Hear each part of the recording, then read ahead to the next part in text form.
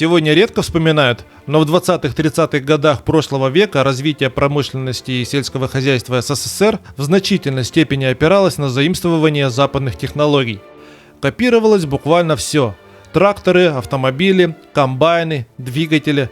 Советские специалисты обучались за рубежом, а строительство промышленных объектов СССР при активном участии иностранных инженеров и компаний, в частности из США и Германии, было обычной практикой.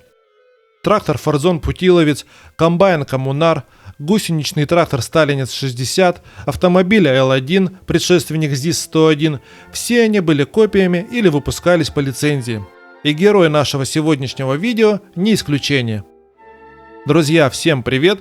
Этот ролик посвящен трактору СХТЗ-1530, детищу сразу же двух заводов – Сталинградского и Харьковского. Для Советского Союза колесный трактор СХТЗ-1530 был важной частью эпохи индустриализации. Несмотря на свои иностранные корни, этот трактор заложил основу для отечественного тракторостроения, став самым массовым в 30-е и 40-е годы. СХТЗ-1530 был разработан на основе конструкции одного из лучших тракторов своего времени – McCormick Deering 1530, выпускавшегося американской компанией International Harvester с 1921 по 1934 годы. Цифровое обозначение 1530 в названии машины указывало на тяговую мощность на крюке – 15 лошадиных сил и мощность двигателя – 30 лошадиных сил. Модель для копирования выбрали не случайно.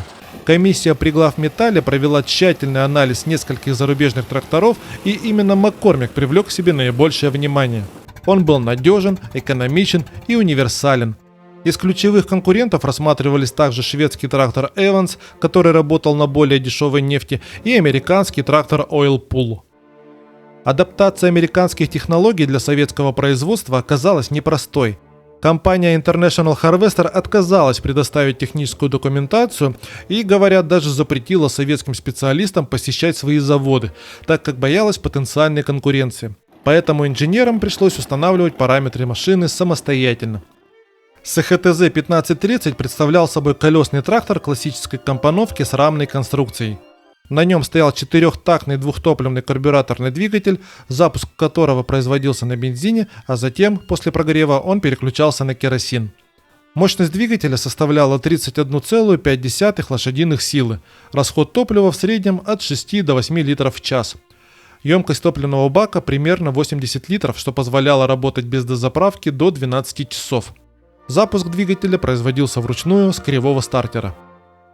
Трансмиссия имела 3 передачи вперед и 1 назад, максимальная скорость 7,4 км в час. Колеса трактора были металлическими, при этом задние колеса оснащались съемными треугольными шипами-грунтозацепами, которые улучшали сцепление с почвой во время вспашки. СХТЗ мог работать с прицепными орудиями, такими как плуги, бороны, сеялки, а благодаря боковому шкиву его можно было использовать для привода стационарных машин – молотилок, веялок и пилорам. Он был простым, надежным, однако требовал регулярного и трудоемкого обслуживания. Особое внимание приходилось уделять состоянию трансмиссии, особенно подшипников и шестерен, которые при интенсивной работе выходили из строя практически ежемесячно. Комфорт и удобство работы по современным меркам тоже были низкими, но для своего времени трактор обеспечивал значительный прирост производительности в сельском хозяйстве СССР. Для выпуска СХТЗ-1530 в СССР были специально построены 2 завода – Сталинградский тракторный завод СТЗ, начавший работу в 1930 году, и Харьковский тракторный завод ХТЗ, запущенный в 1931 году. Отсюда и буквы в его названии – СХТЗ. Сталинградский, Харьковский тракторный завод. Сталинградский тракторный завод был копией завода International Harvester в Милуоки, штат Висконсин. Его спроектировала американская инженерная компания Albert Kahn Associates, которая также проектировала заводы Ford. Конструкции и оборудование завода изготавливались прямо в США и собирались уже на месте в Сталинграде. Первый трактор СТЗ-1530 сошел с конвейера Сталинградского завода 17 июня 1930 года. К апрелю 1932 года завод вышел на проектную мощность, выпуская 144 трактора в сутки. Проект Харьковского завода был адаптирован под местные условия. Значительная часть конструкций завода была выполнена не из импортных металлоконструкций, а из местных бетонных и железобетонных материалов. Харьковский тракторный завод начал производство в августе 1931. Всего на двух заводах было выпущено 390 500 тракторов с ХТЗ-1530. Этот трактор был первым массовым советским трактором. К 1936 году, во многом благодаря производству с ХТЗ, Советский Союз вышел на первое место в Европе по выпуску тракторов. Однако к концу 1930-х годов с ХТЗ-1530 начал уступать место более совершенным моделям. В 1937 ему на смену пришел гусеничный трактор с ХТЗ-НАТИ СТЗ-3, разработанный научным автотракторным институтом. СХТЗ-НАТИ имел керосиновый двигатель мощностью 52 лошадиные силы и представлял собой полностью отечественную разработку, хотя и использовал передовые достижения западного машиностроения. В 1938 году на Всемирной выставке в Париже он получил большую золотую медаль и диплом Гран-при. Выпускался он до 1952 года на Сталинградском, Харьковском и Алтайском заводах. Всего выпустили более 191 тысячи экземпляров этих тракторов. Что же касается СХТЗ-1530, то уже к середине 1940-х годов он считался полностью устаревшим и практически не использовался.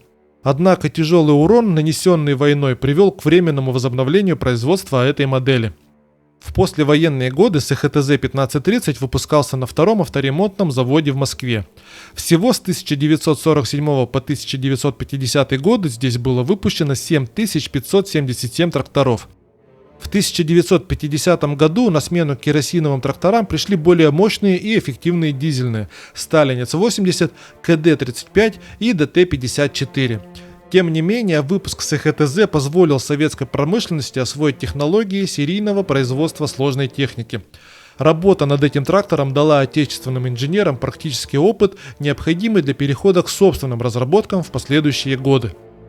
Сегодня отдельные экземпляры СХТЗ-1530 сохранились в музеях и на открытых площадках, наглядно демонстрируя всем желающим, какими были первые шаги в отечественном тракторостроении. Если видео понравилось, ставьте лайк, подписывайтесь на канал и жмите колокольчик, чтобы не пропустить новые серии. Ведь впереди у нас еще много интересного. Всем счастья, радости, любви. Пока!